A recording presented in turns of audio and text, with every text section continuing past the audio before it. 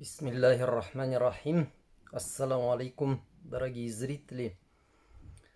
Вчера я записал короткое видео как ответ одному известному деятелю в Республике Башкортостан, Салават Агаю Кильдину. Это видео было коротким, но потом я его удалил и решил записать более развернутый ответ.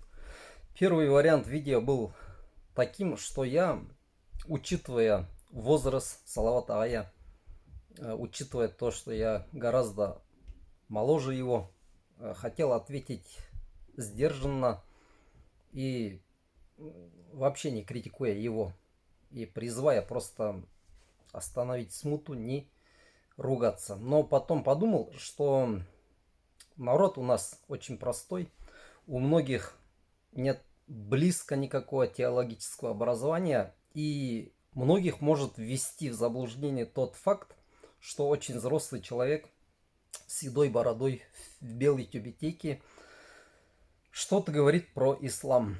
Люди могут запутаться. Ну и до этого, в принципе, когда мы вот вступали в полемику,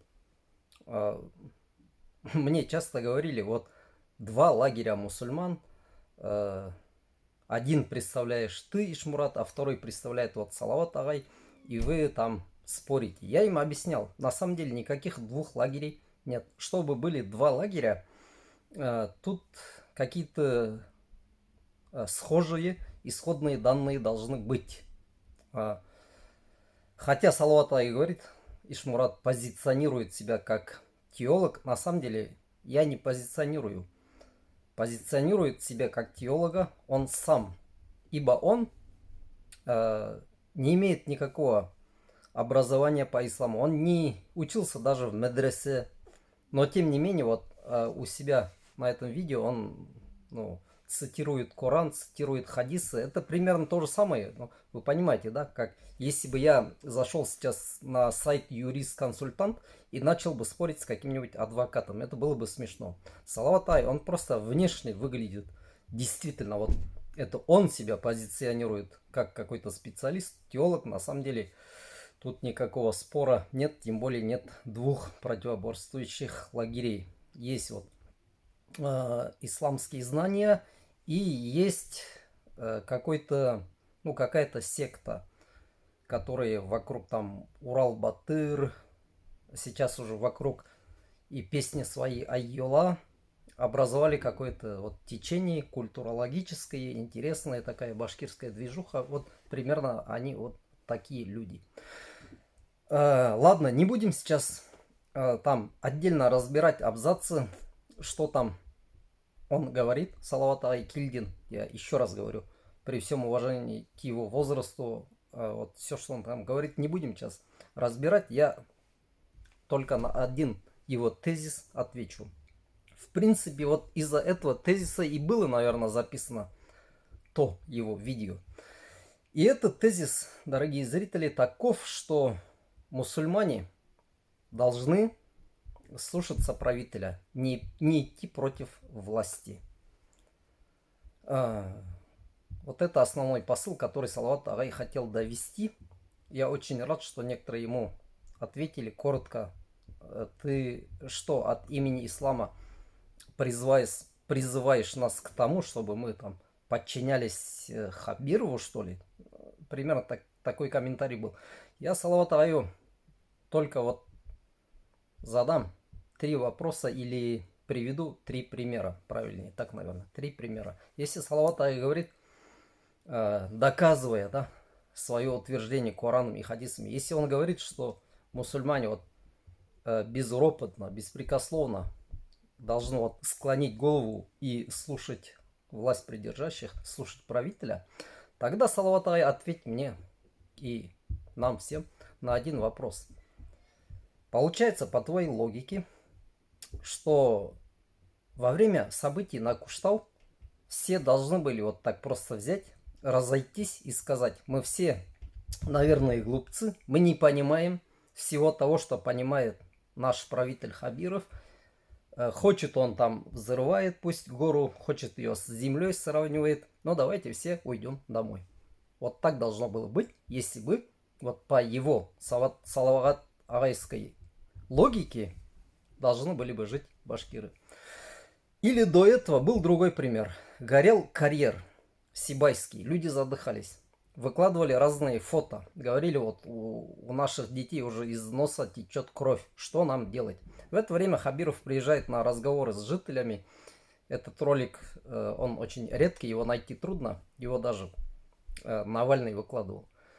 И таким борзым, дерзким, я бы сказал, как гопническом стиле Хабиров начинает разговаривать с местными. Типа, что ты хочешь сказать? Мне все полномочия даны, я вас тут так-сяк. Вот там люди, значит, должны были взять и разойтись. И никто бы не должен был бы поднимать проблему Сибайского карьера, который там горел, шипел, дымился. И у людей там настолько большие проблемы были со здоровьем, что они сидели и размышляли, куда, что делать. Там квартиру снимать, уезжать, продавать свои дома. Вот в этот момент тогда, Салават агай, всему народу надо было заткнуться. Раз ты говоришь, что мы должны слушать власть придержащих. Еще один пример. Если Хабиров захотел, чтобы Фаиль Алсынов сел, тогда Фаилю надо было бы вот просто дома собрать сухарики, взять свой вещмешок, ватник свой взять, пойти самому в полицейский участок и сказать: слушаюсь и повинуюсь. Семану атаатан. Да, как говорится, эфендим, я подчинился. Но я сейчас, конечно, немножко иронизирую. Но так должно было быть. Так должен был сделать Фаиль. Потому что желание, чтобы он сел, это было желание Хабирова. А если Салават агай говорит, не надо идти против власти, тогда Фаиль почему столько дней бегал? Ему надо было самому прийти и сдаться, и сесть в тюрьму. И таких примеров можно привести очень много. Когда желание властей, желание Хабирова, да, мягко говоря, с запросами, желанием народа, мягко говоря, не сходится. То же самое тогда надо сделать сейчас жителям